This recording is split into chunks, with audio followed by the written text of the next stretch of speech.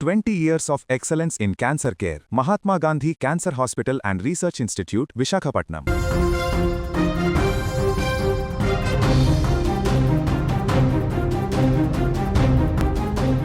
సినిమాల్లో నవవధువు కిడ్నాప్ అనగానే మనకు టక్కున గుర్తొచ్చేవేంటి? వేగంగా దూసుకొచ్చే సుమోలు, విలన్ల గ్యాంగులు, భారీ చేజింగ్లు, ఫైట్లు. ఇదంతా స్క్రీన్ పై చూస్తే థ్రిల్లింగ్గా ఉంటుంది. కానీ సరిగ్గా ఇలాంటి సినిమా సీనే రియల్ లైఫ్లో రిపీట్ అయితే, అది మన తెలంగాణలో 4 కార్లు ఒకేసారి ఒక ఇల్లుని చుట్టుముట్టాయి. క్షణాల వ్యవధిలో అక్కడ బీభత్సం మొదలైంది. అడ్డు వచ్చిన వారిని నెట్టేస్తూ కేకలు వేసిన ఒక నవవధువును బలవంతంగా కారులో ఎక్కించుకొని గాల్లో కలిసిపోయారు.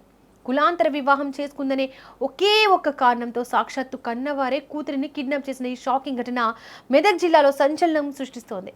ఈ రియల్ లైఫ్ సినిమాటిక్ స్టోరీకి కేంద్రం మెదక్ జిల్లాలోని ఎల్లాపూర్ గ్రామం. ఈ ఊరికి చెందిన ప్రణయ్ అనే యువకుడు ఒక యువతిని ప్రాణంగా ప్రేమించాడు.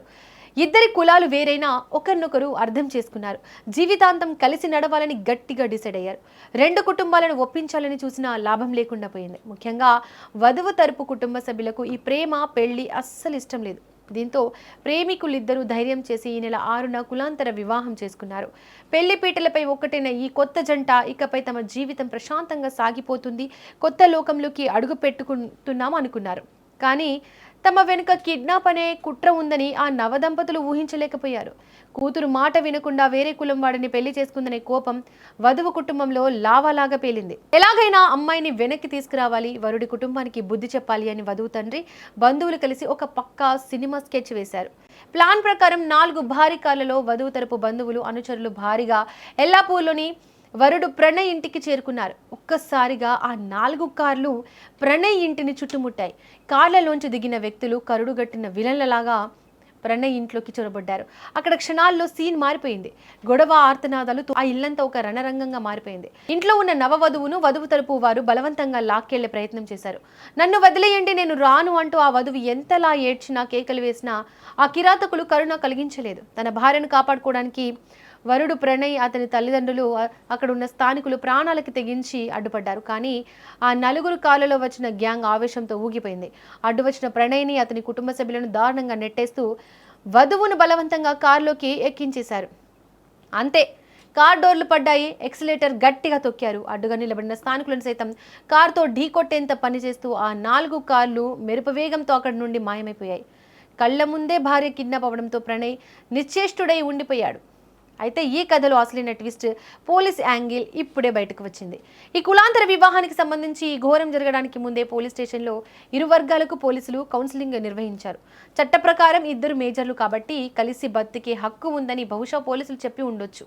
కానీ పోలీస్ స్టేషన్లో కౌన్సిలింగ్ ముగిసిన మరుసటి రోజే వధువు తరపు వారు ఇంత ధైర్యంగా వరుడి ఇంటికి వచ్చి కిడ్నాప్కు పాల్పడడం ఇప్పుడు తీవ్ర చర్చనీయాంశంగా మారింది. మా కళ్ల ముందే మా కోడలిని ఎత్తుకెళ్లారు, ఇంత జరుగుతున్నా పోలీసులు స్పందించడం లేదు, మాకు రక్షణ కల్పించడంలో, వధువును రక్షించడంలో నిర్లక్ష్యం వహిస్తున్నారు అంటూ ప్రణయ్ కుటుంబ సభ్యులు ఆరోపణలు చేస్తున్నారు. ప్రస్తుతం ఈ ఘటన స్థానికంగా సంచలనంగా మారింది.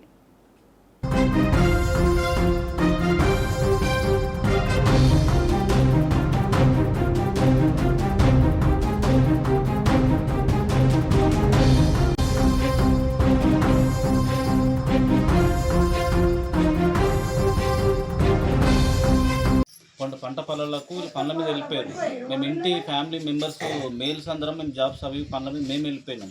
అంతే, వాళ్ళు ఎవరు లేని చూసి వచ్చారు. వేరేటోడు ఎవడో ఫోన్ చేసి సపోర్ట్ తీసుకొని వచ్చారు. లోకల్లో కూడా ఎవరో గైడ్ చేసారు. వాళ్ళు ఎవరో ఉన్నారు తెలిసిన వాళ్ళే గైడ్ చేసారు. లోకల్ ఈ లొకేషన్ వాళ్ళకి తెలియదు. వాళ్ళు వాంటెడ్లీ వాళ్ళు ఖచ్చితంగా రెక్కి చేసి వచ్చారండి.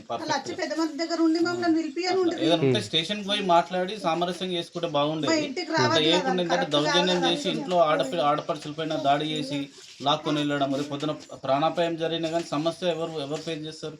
అలా ఇప్పుడు ఊళ్ళో కూడా అంతే జరుగుతాయి. ఊళ్ళో మన ఇంట్లో జరిగినప్పుడు ఊళ్ళో కూడా అందరికి ఏమైనా సమస్య వస్తుంది. అట్లా కూడా దాడి చేసి అన్ని అట్లా మంచివి కావు కదా. అది ఏంటంటే పెద్ద మనుషులు అందరూ కొంచెం ఆలోచించాలి ఈ విషయం గురించి. చేసుకుంటాం మేము అని ఇట్లా నెట్టేసిండు, కాళ్ళన్నీ కమిలిపోయి ఇట్లా అయిపోయినాయి, మొత్తం నల్లగా అయిపోయినాయి. నూకేసిండు, నన్ను నూకేసిండు, ఆ అమ్మాయిని ఇట్లా మొత్తం బిడ్డ మీద అడగబెట్టి ఇట్లా గుంజుకొని పోయిండు. ఆమె మా మీదికి వెళ్ళి తీసుకొని పోయిండు. ఇట్లా నల్లంగి వేసుకుంటాడు వాడు, బగ్గా రౌడీజం బాగా చేసుకుంటూ వచ్చిండు. మేము ఆడోళ్ళం అయితే వాళ్ళు 30 మంది వచ్చారు. మా 1:30 అయింది. మేము అన్నం తింటామని ఇట్లా బోగన్లు అన్ని గిన్నెలు అన్ని తెచ్చి పెట్టుకున్నాం హాల్లా, అందరం కలిసి తిందాం, 4-5 ఉన్నామని చెప్పి.